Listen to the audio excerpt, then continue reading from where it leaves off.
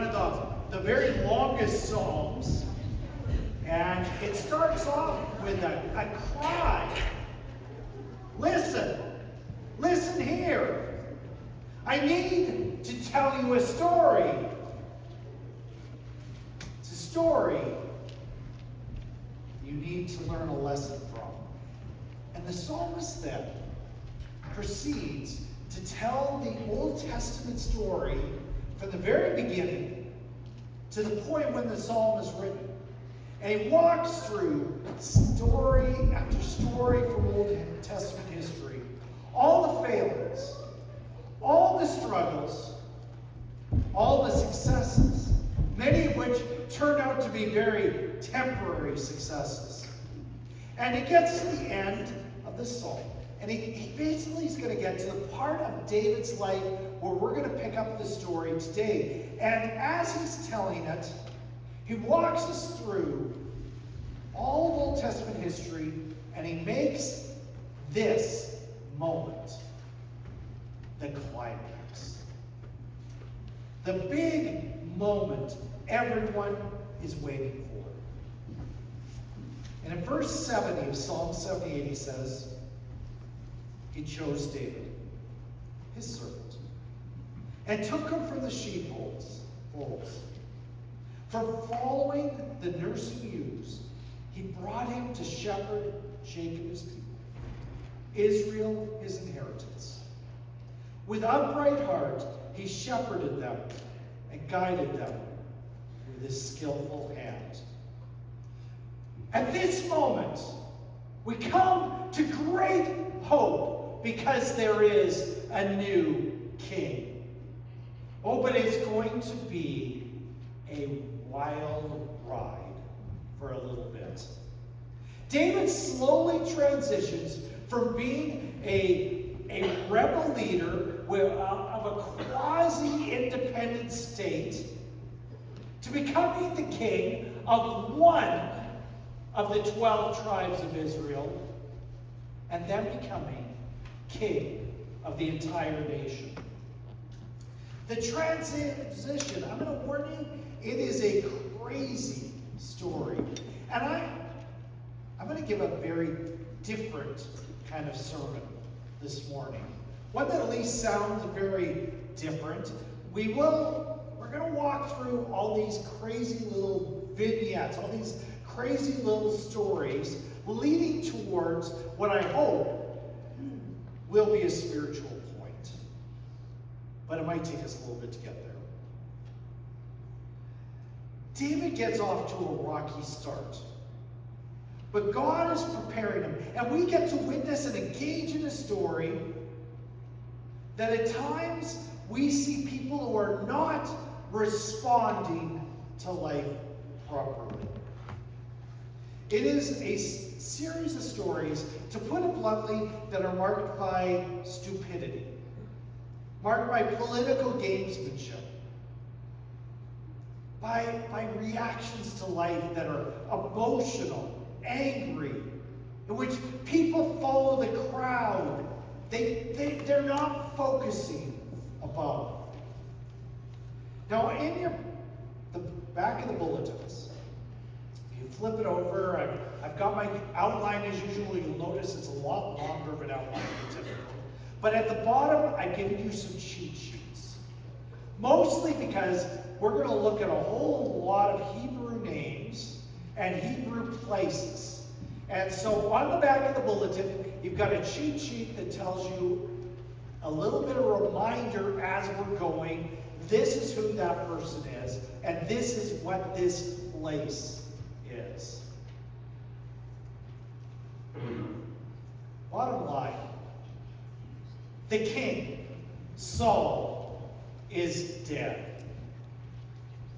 And what now? I got to tell you, we're going to start with the good news. Right off the bat. 2 Samuel, chapter 2. David is ready to become king.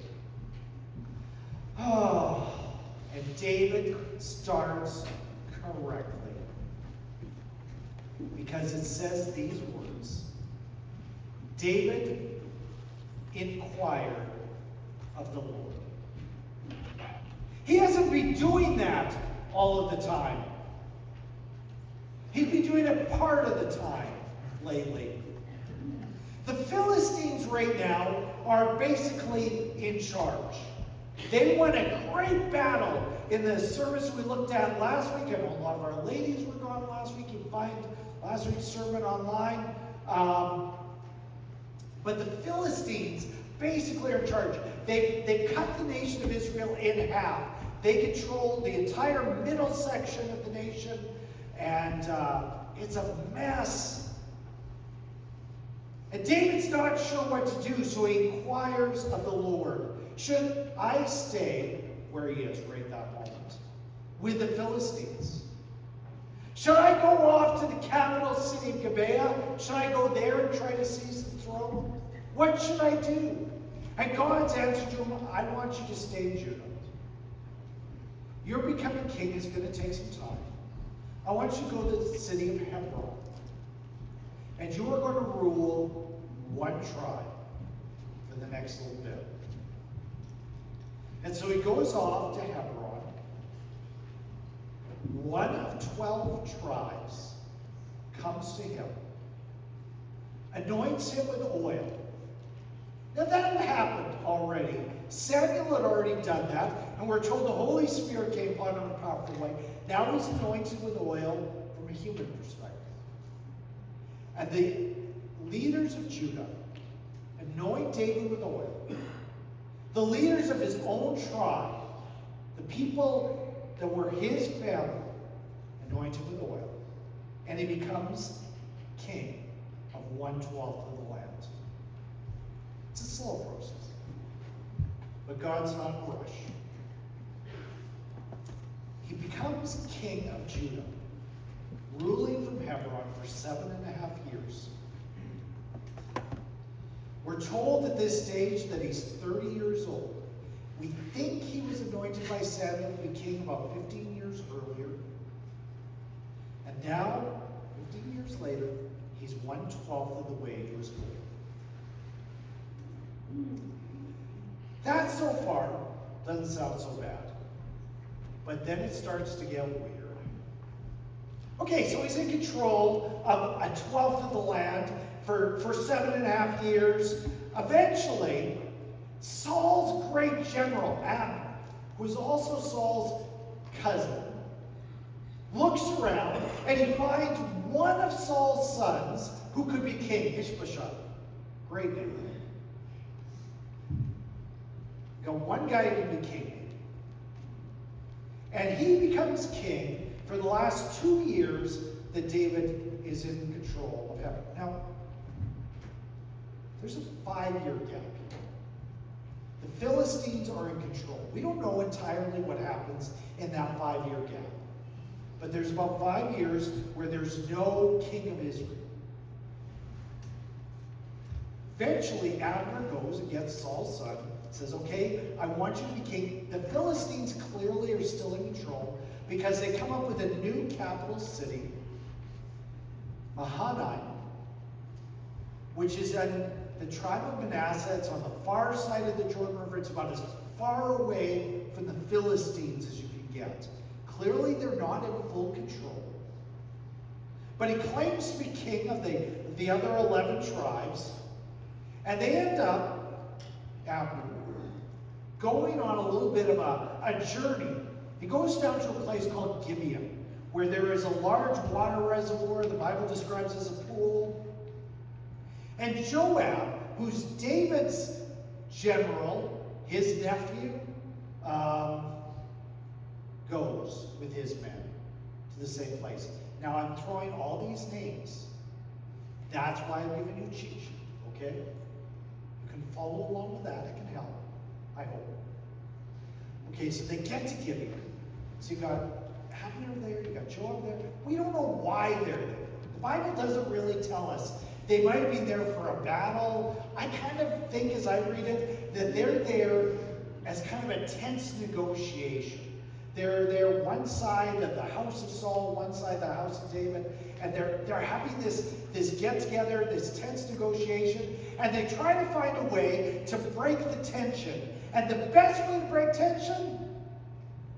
Why don't we have a sporting event? They get this bright idea. Why don't we get 12 of the Benjamites, the tribe of Saul, 12 from Judah, the tribe of David, and let's have a big wrestling match to see him, this 24-person wrestling match. And they start to wrestle, and things get out of hand. Somebody brought a knife to this wrestling match. Oh, this is a stupid story, I'll tell you. In the end, everybody's dead. All 24 of them. It says in the Bible, Judah won. Now, I don't know how Judah won if they're all dead. But they're all dead. And everybody's angry. Everybody's up in arms. And so Abner, this general of Ishbosheth, that was on Saul's side, he gets up and he starts to run away.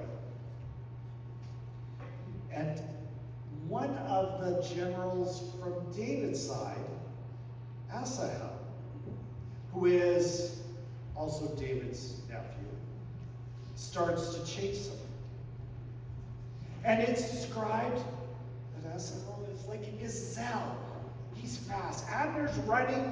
He is probably this big stocky guy. He's been general for decades. He's running, and he's got this young gazelle chasing him. And Abner looks back and he starts yelling, "Why are you chasing me? Stop it! If I have to fight you and I kill you, it's going to destroy relations in our nation. I'll never be able to look your brother in the face again." But he keeps going, and they run, and finally, Abner's had enough running. He's holding a spear in his hand. He knows he doesn't want to kill anybody from Israel.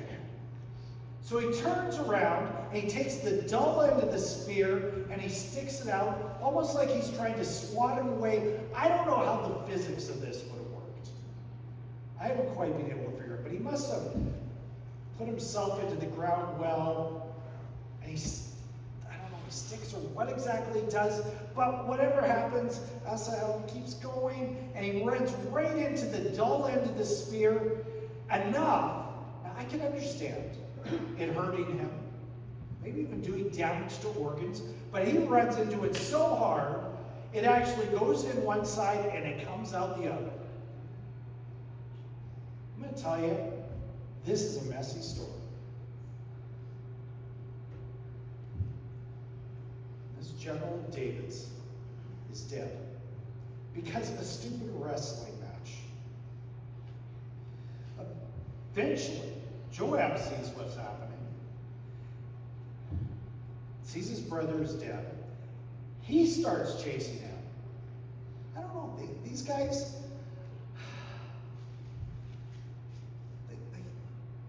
they've got energy. I spend a lot of time on my treadmill, and I'm not sure I would want to be doing this race that they're doing. But they keep running, and Joab chases them. Finally, Abner yells out, "Stop chasing me!" And Joab calls up, "If you hadn't spoken, I would have kept running until sunrise." I don't know what that has to do with anything. But they come up with this uneasy truce and return home.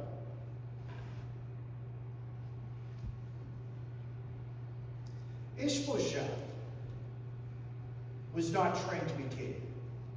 I'm not sure he had the demeanor to be king. And Abner returns after this wild battle at the pool. And Ishbosheth comes to him and says, "Abner, I've heard a rumor. Did you sleep with my father's concubines?" This is kind of a wild story, isn't it, today? This isn't about a romantic get-together. If Abner was doing this, it was a way to claim Saul's throne. It was that I'm taking Saul's place.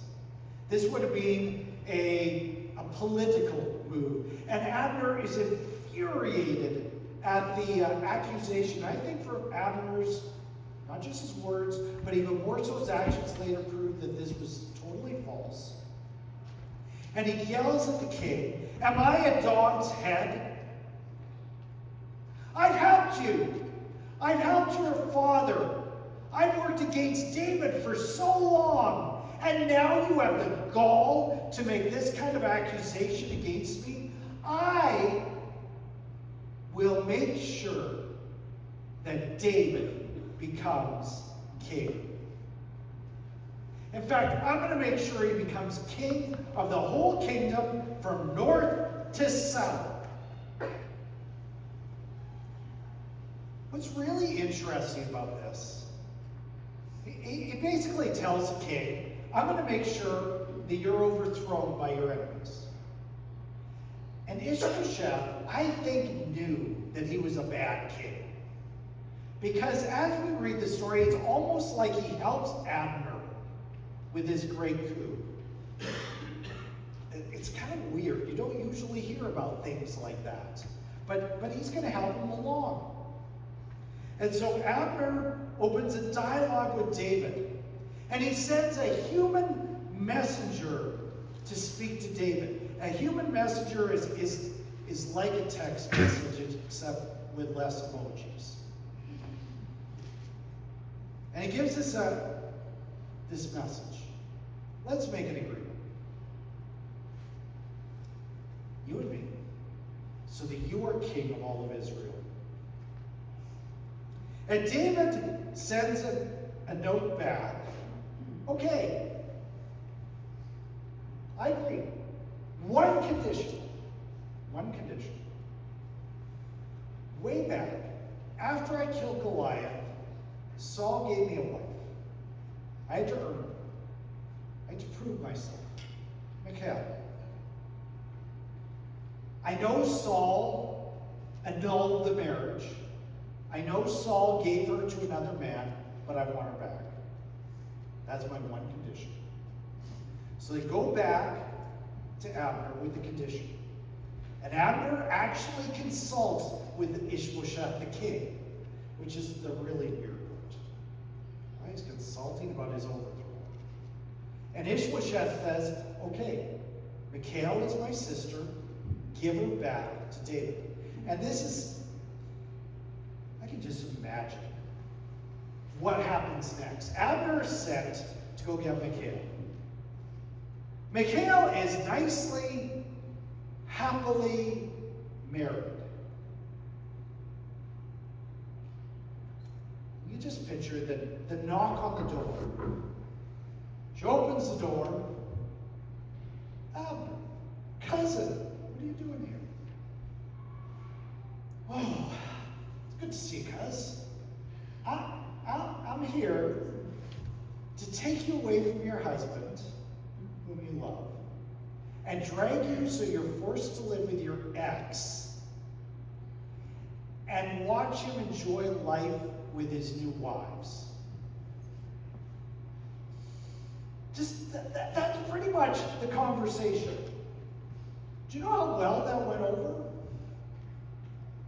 Abner starts dragging her off with her new husband, following behind, crying and crying, until finally he gets so sick of it, he forces him back. This is a weird story. I mean, there's some rational reason from a political viewpoint from it. This gives David a claim to Saul's throne. He's married to his daughter. And if, now at this stage of life, she's been married for a long time to two different guys, no babies, kind of think there's none coming, but if there was to be one, he would be a potential threat because he's Saul's grandchild. Anyways, I don't understand David at this point. And I do want to cry out, David, why would you do this? Why ruin her life? I get it, it's expedient. But really? Abner meets with those loyal to Saul's throne, those loyal to Ishbosheth, that tells them it's time to switch sides. He goes to his own tribe of Benjamin and gets them all to agree, yes, we will proclaim David as king. Then he goes to David and gives him the news. All of Israel has agreed they're ready to make him king. So David sends him back to make preparations. And the story gets weird. Abner goes out. He starts to leave. And as he's leaving, Joab. Now again, if you need your cheat sheet on the back of the bulletin, you can use it. Joab, David's general, David's nephew, the guy who had just watched Abner kill his brother. He comes in and he kind of looks over as he's walking in. Is that Abner? Is that Abner leaving? He's coming in. He's just been out on raids for David. The best way to raise tax money for the kingdom is go attack your enemies and steal all their stuff and use that to run the government. So he's been doing that. And he comes in and he sees Joab leaving and he goes to David and says, David, have you been meeting with Abner? Don't trust that guy. He's just here to spy on you. And he storms off angrily. And Joab goes and he gets another one of those human messengers, kind of like a text message, but human. And he sends him to Abner, pretending to be David. He's not too far off, so he's able to catch him and says, David says, I forgot to tell you something. Can you come back? Meet me at the well of Sirah. Is basically, the message is, can you come meet me in a dark part of a back alley? Would you mind? So Abner starts going back, and he gets there. He gets to the entry of this back alley, and he sees Joab. And I'm sure alarm bells have got to be going off in his head. But he gets there, and he knows he's at a place where he can trust David, right? And Joab says, okay, come here. David's hiding back there. He can't see me. He's in the dark corner. But if you go to the dark corner, you'll find him. And would you mind, just for safety consideration, could you take off your sword and leave it here? So he takes off his sword, leaves it here, goes to the dark corner. You're going to figure out David's not there. But Joab certainly has his sword. Joab gets revenge for that whole melee at the pool of Gibeon. David is incensed. He's infuriated. Nephew, may your family forever be cursed with sores and leprosy. Then he tells everybody, Joab is messed up. Weep for Abner. He's being murdered by the most wicked of all men. David is so angry and refuses to eat. And everybody weeps for Abner because he's being murdered by this evil man, Joab. And he goes to the whole army, David, and says, may the Lord repay the evildoer according to his evil deeds. Now, does that make it sound like Joab is in trouble? I read that and think he's bringing condemnation for his sin. And what does David do with this most evil of man? He gives him a promotion. Puts him in charge of the whole army. He's going to have that role throughout the rest of David's reign. And it's going to be up to David's son to deal with the sin. Oh, it gets weird. It gets weird. The king hears Abner's dead. He's worried, is David going to come after him for retribution? And there's these two guys. They're basically thieves. They go around and they survive by plundering other people. Names, the first guy's Recca, and that's fine. The second guy, his name, it doesn't work in Hebrew, but this works in English. There's a little bit of a letter in his name that we don't really pronounce very deeply. But those two A's in his name get separated a little bit. So it's more like banana. Sounds like banana. And the guy is bananas. This works. They get this idea. You know, if we go kill Ishbosheth, I bet you David would reward us. Now, David's already twice let Saul off the hook. Yeah, don't just kill him, he doesn't. When somebody does come along and says, I killed Saul, even though he's lying, David kills that guy. I don't know, these two do not learn a lesson. They get the idea, if we kill Ishbosheth, we'll probably get rewarded. And so how are we going to do that? He's got guards around him. I know. Let's go to the palace. So they do. And they get there in the heat of the day, in the middle of the afternoon, during nap time. Great time to show up. They get there at nap time, they go in to the palace, and they look to the guard. The guard asks him, so why are you two here? He sees two criminals, clearly. Why are you here? Oh, we just need to borrow a little bit of wheat from the kitchen. Do you mind if we go inside the palace and borrow a little wheat? This has got to be the stupidest guard ever. Sure! Don't do anything wrong while you're in there, but go ahead, borrow some wheat. So they go into the kitchen, keep going, go to the bedroom. The king's dead, anyways. They chop off the head, because they got to have some sort of proof, right? Stick in their backpack, and then they go walking for a couple of days in the heat. I don't know what the head looked like when they pull it out of their backpack. But they pull it out, show it to David. David does the very predictable thing. I'm not rewarding you two. All of a sudden, he's really against people who assassinate kings, because he's the king. So now it makes sense. And they're gone.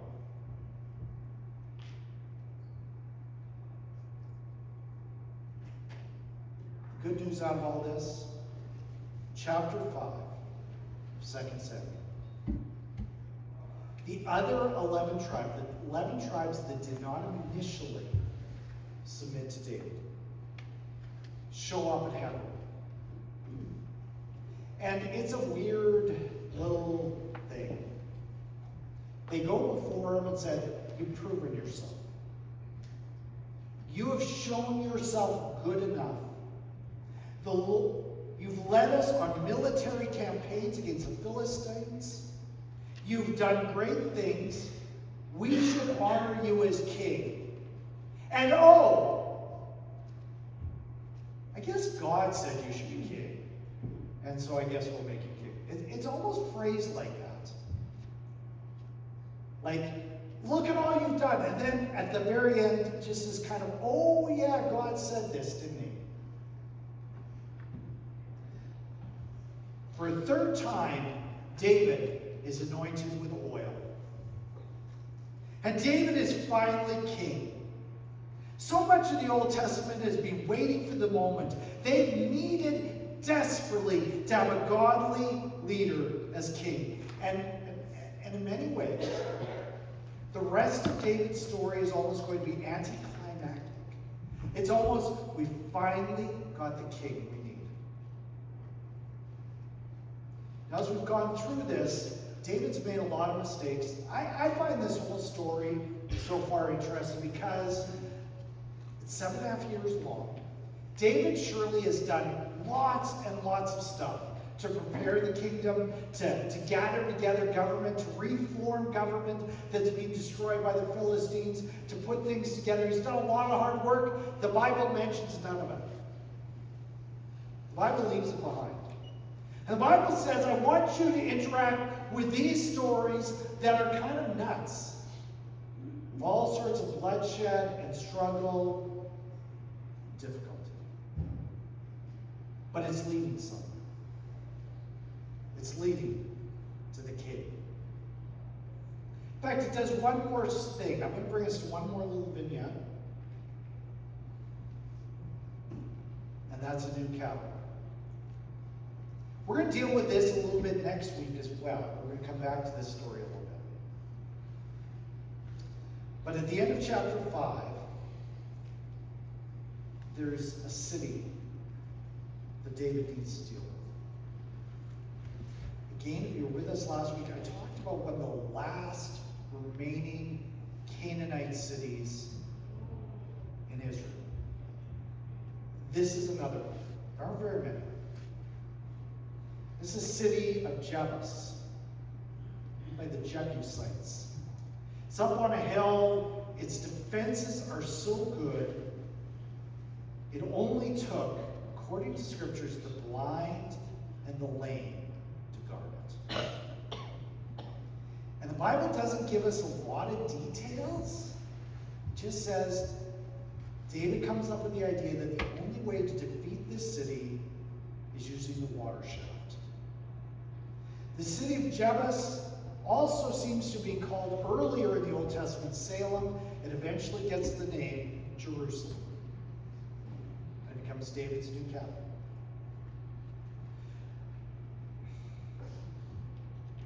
City of such good defenses, only the blind and the lame were needed to guard it. In the 13th century AD, there was a famous Jewish rabbi in Paris who became one of the most famous Old Testament scholars of his era. And he said, well, when he's talking about the lame and the blind, what he meant by that was the citizens of the city had built these giant stone sculptures. One was lame, one was blind. And he used these water shafts to create hydrological power to enable them to become these giant fighting robots. And these giant fighting robots would go out against anybody who came against the city, and so it was unpregnable. And what David did is he figured out how to cut off the water supply. Now, what I find amazing about that story is somebody in the 13th century came up with it. I think it's kind of impressive. Not true in any way, but I like the story. Anyways, David goes in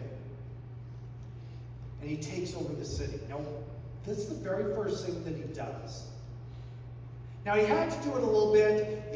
He moved the capital a little bit north, a little bit more central. There a little bit more of a guarded area. But what is he really mostly doing at this moment? First thing he does when he's fully king. And you go through the books of Exodus, Leviticus, Numbers, Deuteronomy. Over and over again, the people are told, when you get to the land, make sure to get rid of all the Canaanites. Joshua starts the process, he doesn't finish. Through the judges, they continue the process, but they never finish. Saul picks up the job, but he never finishes. David steps in, and the very first thing he does is he obeys what God has told them to do in the books of Moses. He's setting up his kingdom in the right way. David's first act is to reset things by fulfilling worship. Okay, I've given you a whole lot of weird little vignettes. and they paint an odd picture. And you may want to ask the question, okay, so these stories, they're weird, some of them are kind of entertaining. Is there a point? I'm going to try to give a spiritual point. David is dealing with a very chaotic, violent time where everyone is doing their own thing. Certainly among the people of God. Do you know what's interesting? People who have that act together the best in these stories are the Philistines. They're the ones who know what they're doing. Even David's kingdom at first does not have their act together.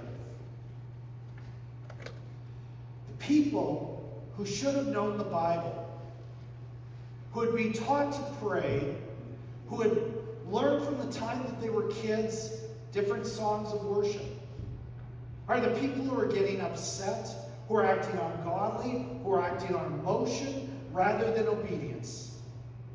This is a hard part of Scripture to engage with. Almost, and multiple times, it sounds comical, these stories.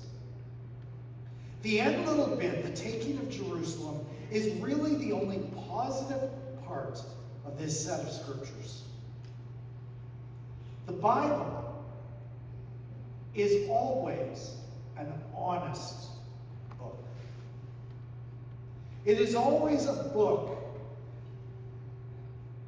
that teaches us it's hard to live in a harsh world. Sin has destroyed the one word that you use to describe the world, which is good. That's what God uses in Genesis. And sin has destroyed the good aspects. And even for those of us who know Jesus, it is complicated to navigate this world because it is full of pitfalls and dangers. And David falls into many of them, as do his followers, as do those who should know better. And there is warning here that no matter how much I think that I am smart, that I am savvy, that I am educated, maybe even that I'm biblically knowledgeable, I need to understand that there are dangers. Right at the very beginning of the service from Proverbs, where it said, "Be not wise in your own eyes." I'm going to be honest, I fall into that trap where I think I've got all the answers. I think I've got the world figured out. I think I know how to handle this world. Most people will not come out and use words like, "I'm wise in my own eyes." But you know how we live in our heads? We have the world, we have people figured out. Yet in this proverb it goes on to say, "Trust in the Lord with all your heart." How much do we pray for wisdom? Ron read a little earlier from James chapter 1. If any of you lacks wisdom, let him ask God. Gives generously to all without reproach. You first of all need to know you need to ask. And I read these stories and I see a whole lot of people who should have stopped rather than reacting. Should have said before they acted, "God, give me wisdom." How would that change the world? Before we opened our mouths, we said, "God, give me wisdom." If we got up in the morning and said, "God, give me wisdom for today," I don't really know the world as well as you do. Please guide me to live wisely. God has wisdom. God knows how this world works. And I look at these vignettes and say, I'm no better than some of the folks in these stories who keep glowing. I act according to how I think the world should act. God, give me wisdom. I want to sing of the wisdom of God. I want to invite our worship team forward. We finish off by singing about the perfect wisdom